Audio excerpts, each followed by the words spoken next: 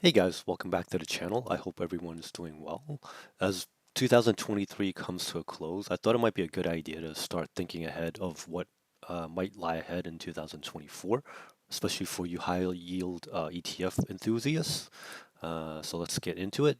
So sometimes things are too good to be true.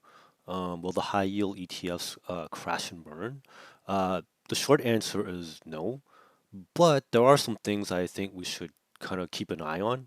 Uh, so let's continue. So for my own like 2024 resolution, I just want to make like one stinking dollar from YouTube. It's actually a little bit harder than it looks. But if you can help a panda out by liking, subscribing, watching, and just like sharing this with people you care about, that would really help me out.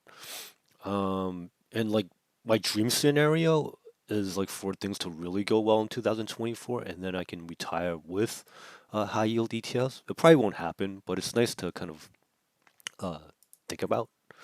Um, and again, if you like high yield ETFs, I think this is a fantastic resource. Uh, this gentleman with this Twitter handle, he goes by the name of Airborne. He posts a lot of great information about like the Defiance and YieldMax ETFs. So give him a follow too. I have no affiliation with him, but I just thought like he does a lot of great work. So he's definitely worth a follow.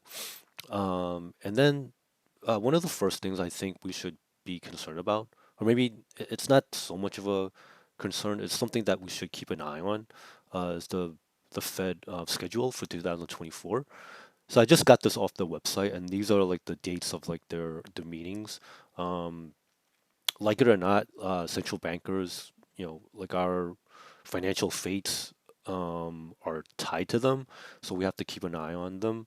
Uh, so there's already a lot of speculation out there that there might be some rate cuts, and this could cause a dip in our yields, specifically for Defiance and YieldMax, because like the base of their holdings are short-term treasuries. So if the Fed decides to cut rates, we could see a dip in our yields in two ways, just like directly from like the treasury holdings.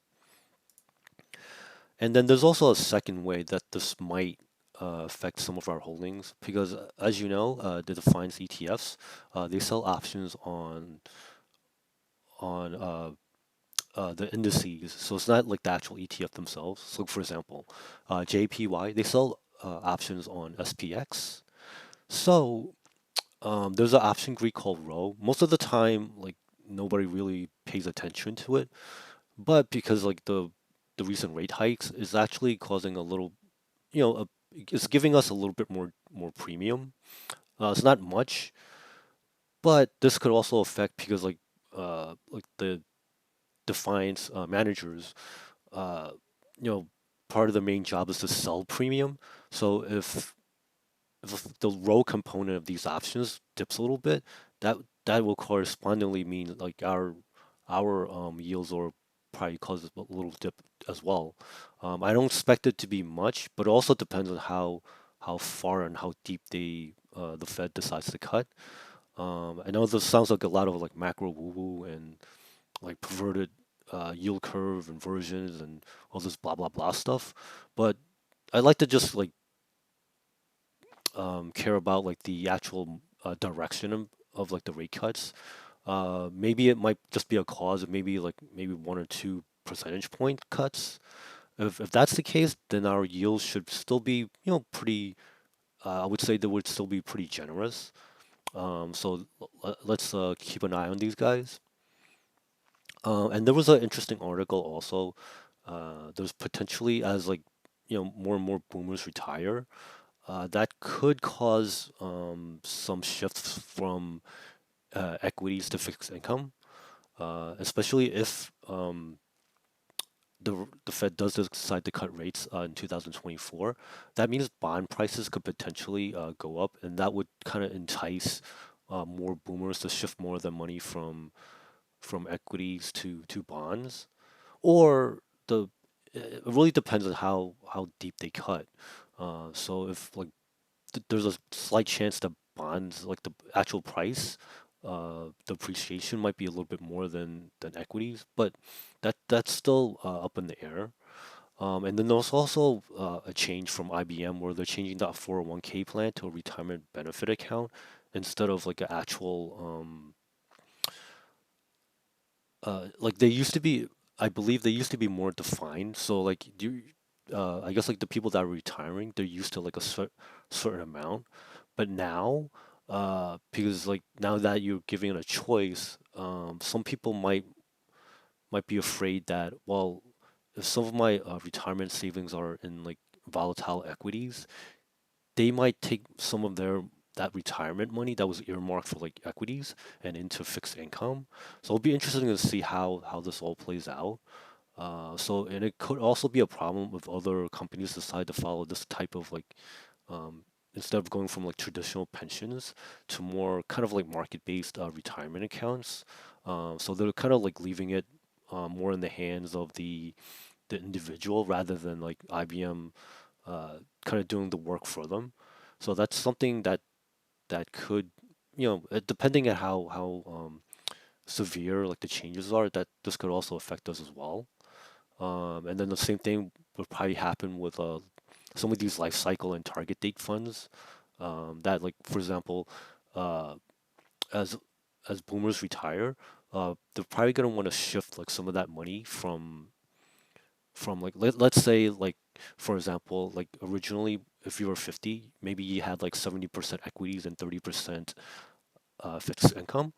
Some of these like life cycle and target date funds, they'll do the balancing for you, so then like let's say like 5 years from now that percentage could change from like 60 change to like 60% equities and then 40% fixed income, and then another 5 years from now might change to like 50% equities and 50% fixed income. So that could um, maybe in a few years' time, uh, over time, like that could cause equities to kind of like maybe stagnate a little bit.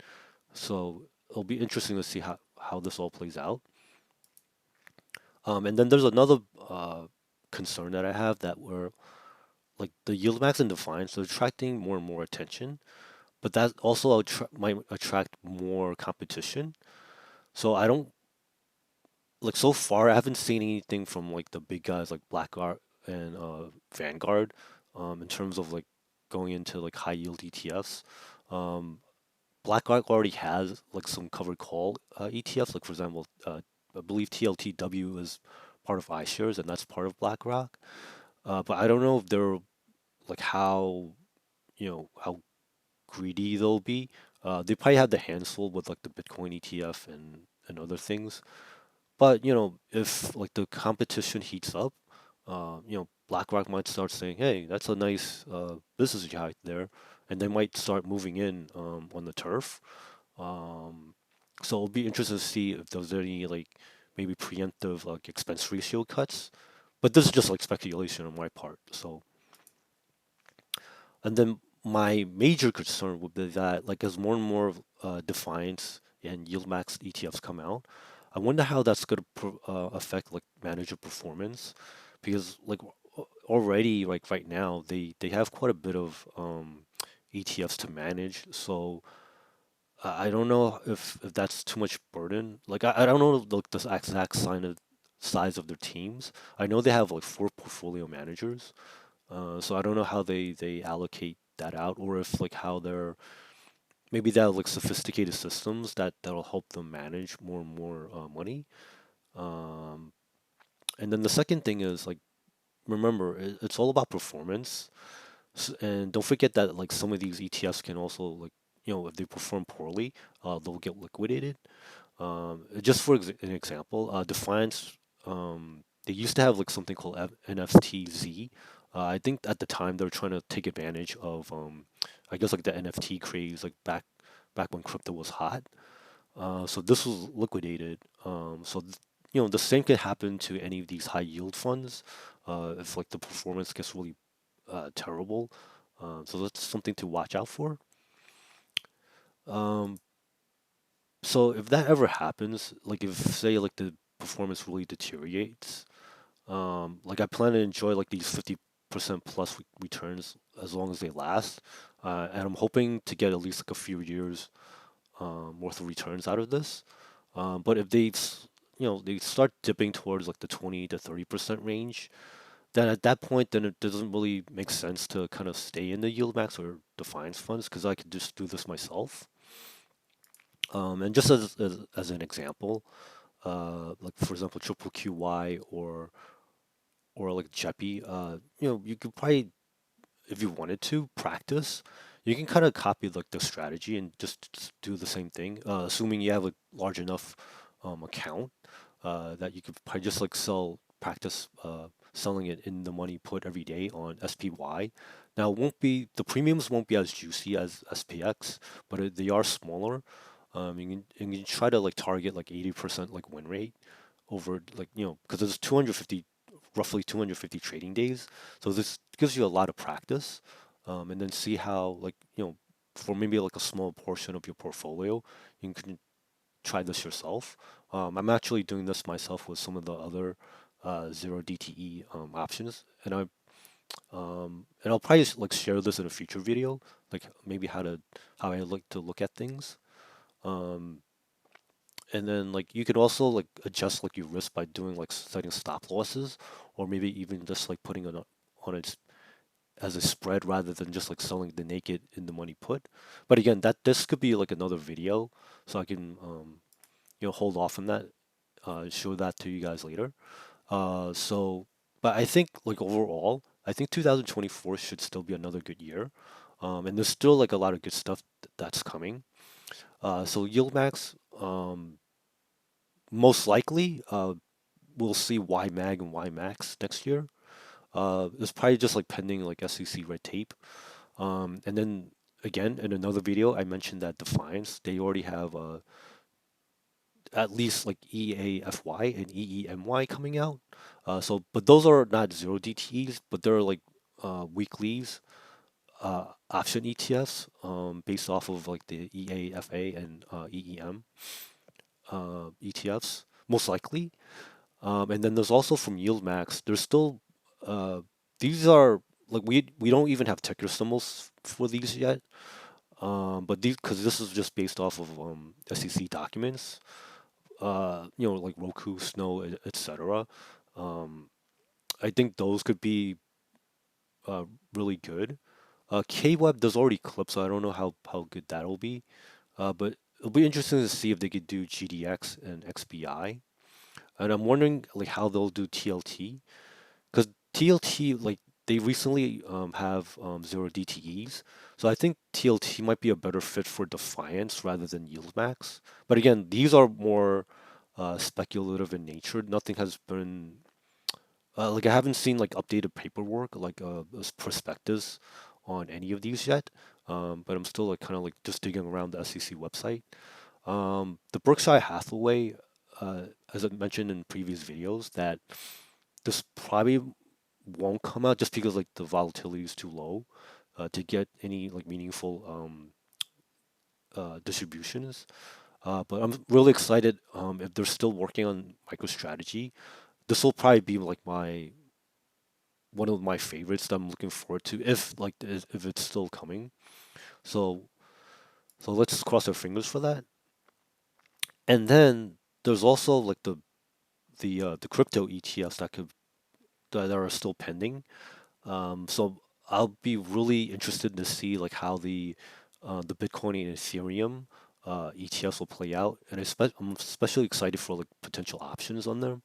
I would expect them to have at least like weekly exploration cycles, um, and like even better, if one of the exchanges can launch like crypto and or forex zero DTEs, that would be amazing.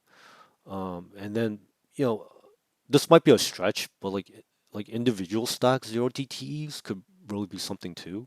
Because if they move like a Tesla, like something like really like liquid, like Tesla or like Nvidia or something, that would be incredible. Because then like Defiance can maybe maybe share some of the ETFs with well, I guess like since the managers are the same, like defines the yield max, it doesn't make a difference to me. So I'll be happy either way. Um, and then I'm really hoping that I think Jay mentioned in another video that there could be more like strategies coming out. So I really would like to see like iron condors, uh, and strangles, calendars, broken wing butterflies, because for like some of the especially if you're a newer options trader, some of these might be a kind of like a pain in the butt. So I think like if we can outsource some of this work to someone either Defiance or YieldMax, I think that would be fantastic. So that those are just like my hopes for 2024. And I hope everyone has been making money in 2023, and I hope we continue that momentum into 2024. If you can help, like and subscribe this video, I would really appreciate it because I feel like I'm stuck like trying to beat the algorithm. But maybe 2024 will also be like a better year for the YouTube channel. Again, I really appreciate all the new subscribers. Thank you for watching, and I hope you have a great one. Bye now.